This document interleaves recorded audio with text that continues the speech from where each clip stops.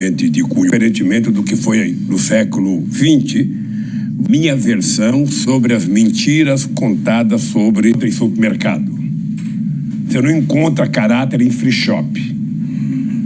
O que acontece é que eu quero a minha liberdade plena. Eu quero o meu atestado de inocência. Pessoas que contaram mentiras a meu respeito, progressão de pena. Eu quero a minha inocência. Eu quero que julguem o mérito do meu processo. Ponto. Mas justamente por isso tem consequências pessoais e familiares. Eu estou-me a lembrar... O cadáver fosse me visitar. Não era eu que ia ir. O segundo, eu fui no velório do meu neto. O que acontece claramente é o seguinte, é que quando você comete um crime, que você se sente culpado, a pessoa não precisa de progressão, a pessoa precisa de um julgamento justo. Como eu acho que o juiz Moro mentiu, porque as denúncias que o Intercept está fazendo, o Moro sabe que eu sou inocente e o Delayol sabe que eu sou inocente. Os juízes, os desembargadores do TRF4 do Rio Grande do Sul, eu quero a minha liberdade e eu quero a condenação de vocês. É que aqui no Brasil houve um conluio,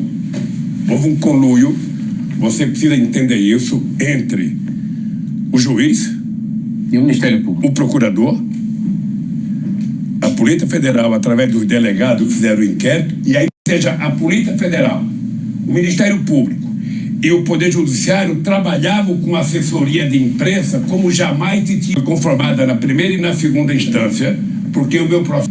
E em torno dessa vítima você começa a trabalhar, que participou do inquérito. Estou desafiando mim na minha vida pública.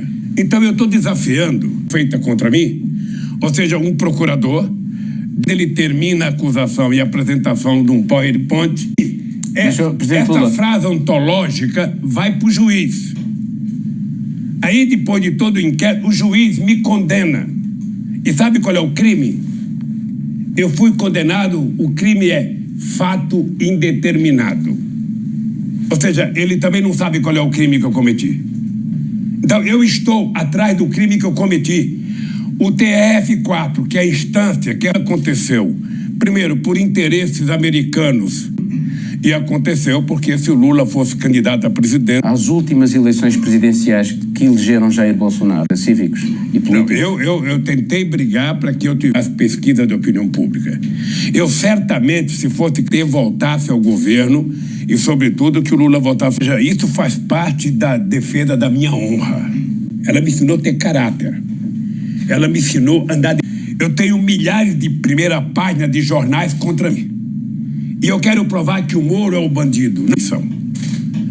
Ela é a última instância e ela tem o poder, e o poder dela, sabe, você não tem nem para onde recorrer, a não ser para... Que a imprensa, que a Suprema Corte leve em conta tudo que está sendo dito pela Intercept, tudo que está sendo dito, sabe, pela minha defesa e tudo que está sendo dito por advogados, sabe, espanhóis, advogado português, advogado italiano, advogado alemão, por políticos do mundo inteiro que estão acompanhando esse processo. Ou seja, eu só estou na expectativa de que a Suprema Corte faça justiça. E eu quero ir para casa com a cabeça erguida como eu vim para cá. É importante você saber, Paulo, que eu poderia não ter vindo para a Federal. Eu poderia ter ido para um outro país, eu poderia ter ido para um outro embaixada. Eu tomei a decisão de vir para cá porque eu quero provar minha inocência e quero provar que o Moro é mentiroso. Quero provar que o Moro é um ídolo de barro. Quero provar que os procuradores que me julgaram, que me acusaram aqui. A última campanha eleitoral houve dois temas muito marcantes. A corrupção no Brasil, generalizada, e fizeram de si um exemplo dessa corrupção. Enquanto político que desempenhou altas funções no Estado, não sente alguma mágoa de não ter lidado ou combatido essa corrupção generalizada? Eu estou-lhe a falar de dados, por exemplo, da Transparency International.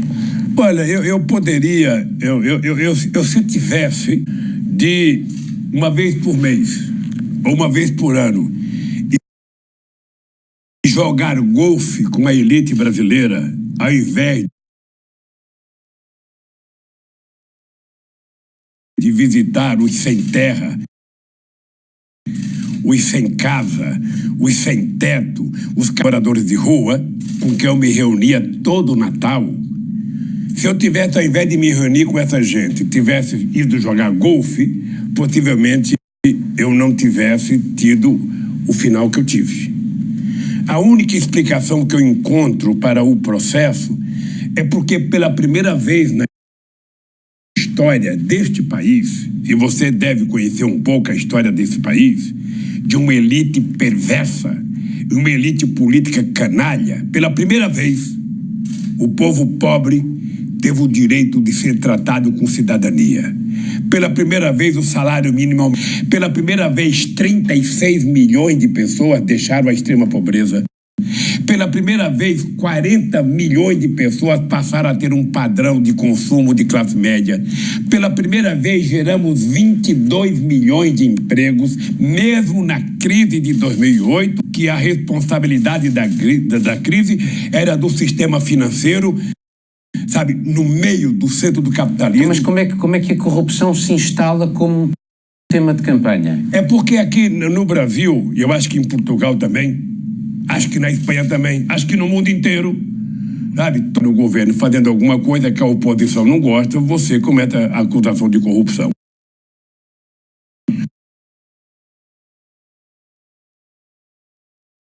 No Brasil, nós já tivemos Getúlio Vargas, já tivemos Juscelino Kubitschek, já tivemos João Goulart. Mas a corrupção não mina a democracia? Veja, eu não estou preocupado com as ideias. Porque se tem um presidente da República que criou condições para que se investigasse as corrupções, somos nós. Pode perguntar para o diretor-geral da Polícia Federal, pergunte para o diretor-geral da Controladoria Geral da República, pergunte para quem você quiser. Se tem um partido que criou condições para que a gente pudesse investigar e apurar a corrupção, foi exatamente nos 12 anos do Partido dos Trabalhadores. Tá? Eu acho que quem roubou tem que estar na cadeia. Eu acho que quem praticou corrupção tem que estar na cadeia. Agora, para provar, você tem que mostrar o crime. O que você não pode é condenar a pessoa por ser seu inimigo político. Eu estou apenas exigindo, porque minhas provas eu já apresentei, que eles apresentem a minha prova de culpabilidade. Apenas isso eu estou esperando. E tem mais 10 processos. É uma mentira atrás da outra. E eu pretendo enfrentar todas essas mentiras para poder provar a podridão que está acontecendo nos inquéritos contra o Lula. É isso. Deixa-me passar agora para uma questão que muita gente provavelmente se pergunta. É como é que o presidente Lula passa o tempo aqui? Mantém-se a par do que se passa no seu país e no mundo? Como é que são os seus dias? Olha, primeiro eu tenho na cela televisão aberta. Eu não tenho TV a cabo e não tenho internet. Eu vejo a televisão aberta, que não é da melhor qualidade, ou seja, os programas não são os mais apetitosos. Então eu assisto jornais rotineiros do Brasil. Eu recebo informações do mundo aí fora. Eu recebo pendrive de coisas que acontecem em outro Avante. Eu recebo pendrive do Prêmio de Paris. Eu recebo pendrive de artistas, eu recebo pendrive das reuniões do meu partido, eu recebo pendrive de ato público, eu recebo análise de conjuntura de pessoas que eu peço. De vez em quando eu peço para alguém fazer uma análise de conjuntura, sabe, a respeito de alguma coisa a nível internacional. Porque tem uma coisa, Paulo, que eu acreditava muito, que era fazer do Brasil um país protagonista de política externa. Mas agora tem outro presidente, tem outro governo. Qual é o balanço que o presidente Lula faz da presidência de Jair Bolsonaro? Veja, eu não vou fazer balanço. Porque o balanço é negativo. O balanço é que você não tem um cidadão que tenha sido eleito para governar o país pensando na melhoria do Brasil, na melhoria do povo brasileiro. Você tem um cidadão que é um demolidor, é um destruidor das coisas da democracia nesse país. Sabe, é um cidadão que não gosta de cultura, por isso tem que destruir todos os mecanismos que fortalecem a cultura. Ele não gosta de liberdade, por isso tem que ter milícia. Ele não gosta de emprego, por isso pede para que o seu ministro da Fazenda venda tudo. Eles estão querendo privatizar tudo que você possa imaginar nesse país, inclusive a Petrobras. Ou seja, então eu sinceramente não acho que ele esteja dando autorização para vender esse país. Ou seja, já vendeu a Embraer, que era a terceira empresa de aviação do mundo, era mais importante do que a Bombardier canadense, vendeu para a Boeing. Ele já vendeu muitas empresas, já vendeu a BR, agora quer vender a Petrobras, quer vender as empresas de energia, tudo em benefício, sabe, de um sistema arrecadatório para pagar juros da dívida pública. Ou seja, você não vende um patrimônio para pagar uma dívida. Sabe, um país do tamanho do Brasil não tem que ter uma preocupação com a dívida pública. O Brasil pode até contrair mais dívida desde que você venha construir novos ativos que permitam o país voltar a crescer, que permita gerar emprego, que permita você desenvolver o país. E não há sinais de que a recuperação do emprego... Veja, é engraçado porque você pode odiar o monstro, esse cara pode levar o país a uma quebradeira total. Em algum momento a economia vai, independentemente do governo. Em algum momento a economia pode crescer um pouco. O que é importante é saber o seguinte: ela vai crescer a partir de que patamar? Quantas pessoas já foram, sabe, prejudicadas? Quantas pessoas ficaram para trás? Ou seja, quando tem uma seca muito grande, que passa muito tempo sem chover, um dia vai chover. Mas você tem que medir o seguinte: quando começa a chuva, quanto gado já morreu? Quanto gado? Então é importante saber o seguinte: qual é o prejuízo que foi criado ao país depois que esse país vai voltar a crescer um dia, que vai gerar um emprego? Vai. Mas veja, nós geramos 22 milhões de empregos em 12 anos. 22 milhões de empregos em 20 anos. Isso mesmo com a crise de 2008. Com a crise em dezembro, esse país cresceu 7,5% em 2010. Então, a única forma de você crescer é fazer o que o meu amigo Antônio Costa está fazendo em Portugal. Você não faz o povo se sacrificar para contentar os ricos. Se tem um jeito de você fazer a economia crescer, é você distribuir os recursos arrecadados pelo país.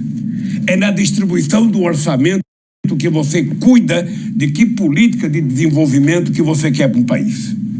Tá? Se eu tenho um prato de comida e dou para uma pessoa só um vai comer. Mas se eu pego esse prato de comida e distribuo para 10 pessoas, eu vou alimentar 10 pessoas. Agora, do ponto de vista daquilo que é o quadro ideológico de Jair Bolsonaro, a democracia no Brasil corre riscos com este governo?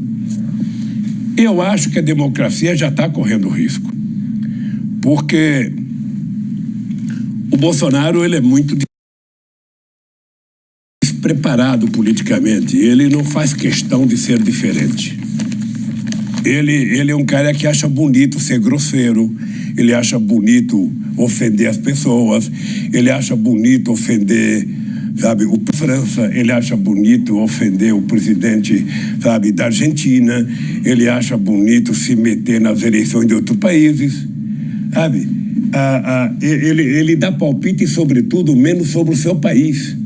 Ele deveria estar, nesse momento, preocupado nesse país, como pagar salário nesse país, como fazer a economia voltar a crescer, como fortalecer a educação, como fazer investimento em ciência e tecnologia, como cuidar do meio ambiente.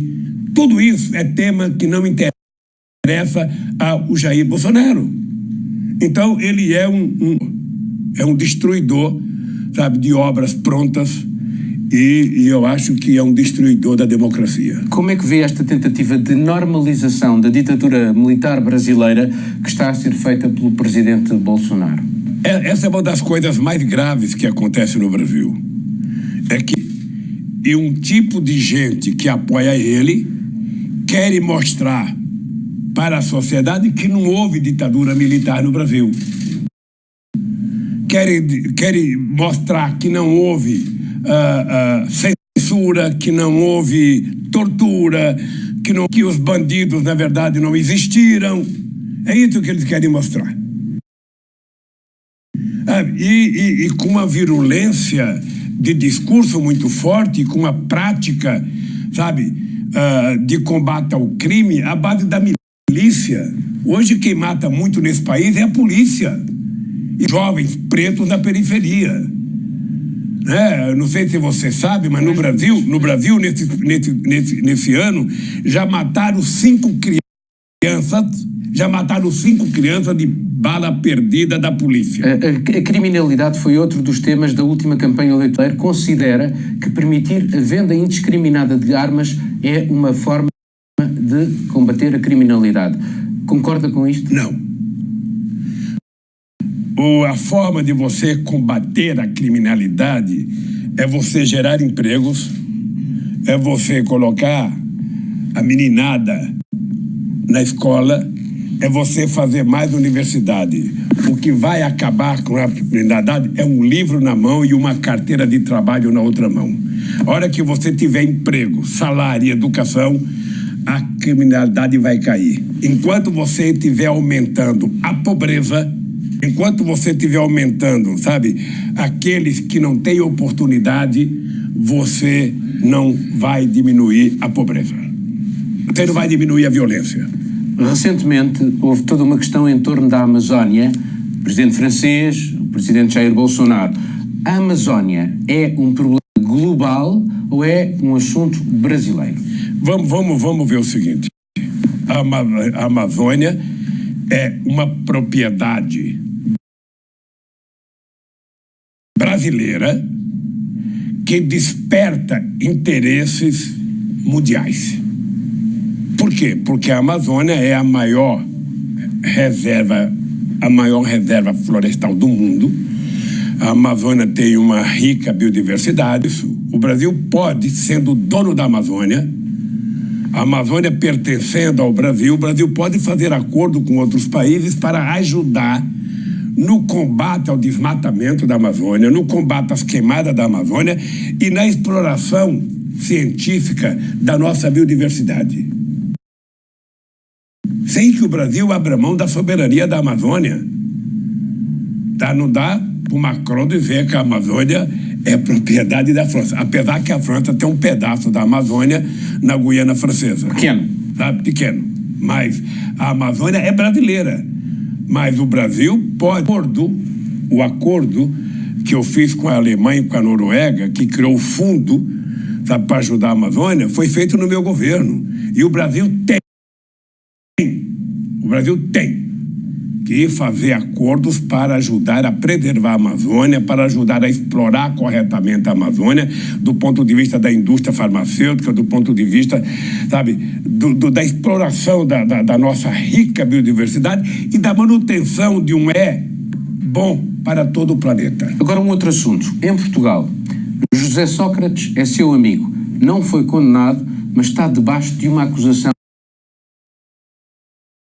muito pesada.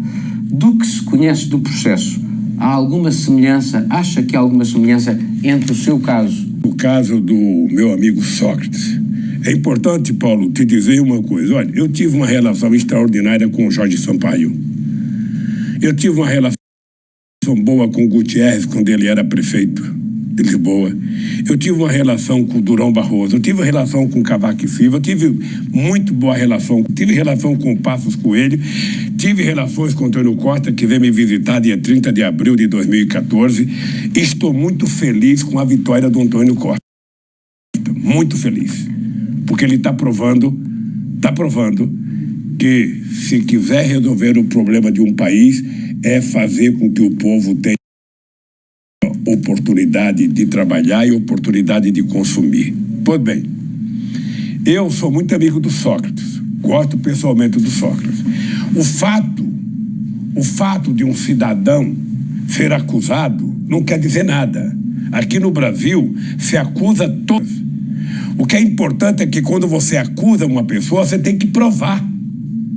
Ou seja, se o Sócrates foi acusado por alguém, esse alguém que o acusou tem que provar. Se não provar, essa pessoa tem que ser punida. Porque senão, temos política, estamos à mercê do mau caratismo da política. É por isso, não pensa você que eu sou bravo, não pensa você que eu estou aqui com raiva, não. Eu estou indignado, porque não é possível um país do tamanho do Brasil ver a canalice que foi feita por um juiz, por um promotor e por algum delegado contra a minha pessoa. Mas eu não estava a falar de si, estava agora a falar do José Sócrates. Eu não conheço a questão do Sócrates, eu estou apenas dizendo que talvez ele esteja tão indignado quanto eu. Mas deixe-me dizer-lhe, o António Costa disse exatamente justiça, o que é da justiça, referindo-se exatamente ao caso de José Sócrates. Não concorda que é assim que deve ser? Veja, eu acho que se a justiça for feita da forma mais democrática possível, dando total direito de defesa, e os acusadores mostrando prova concreta, e se a pessoa tiver provado que cometeu o crime, essa pessoa tem que ser punida. Tá? Se o Sócrates cometeu o crime, ele tem que ser punido. Se eu cometi crime, eu tenho que ser punido. Agora, quem me acusou de forma falsa também tem que ser punido. Presidente Lula, tenho uma última pergunta para lhe fazer. Já? Já. Ainda se acha um político com futuro na política? Olha, enquanto eu estiver vivo, eu tenho futuro. Eu estou convencido, você vai achar de modéstia minha, eu estou convencido que eu vou viver até 120 anos. Eu estou convencido que eu vou viver até 120 anos, se a ciência está dizendo que já nasceu o homem que vai viver 120 anos, está aqui. Vou viver 120 anos. Vou viver porque eu gosto de viajar esse país. Vou viver porque eu gosto de fazer política. E vou viver porque eu tenho certeza que é possível fazer com que os pobres sejam menos pobres. Que os ricos sejam menos ricos. Está cheio de gente no Brasil que já leu mais livros do que eu. Brasil que já estudou muito mais do que eu. Está cheio de gente que sabe falar mais língua do que eu. Mas eu duvido que tenha alguém que conheça a alma do povo brasileiro como eu conheço. Muito obrigado, Presidente Lula, por esta entrevista à RTP. Tá, obrigado a você e um abraço ao...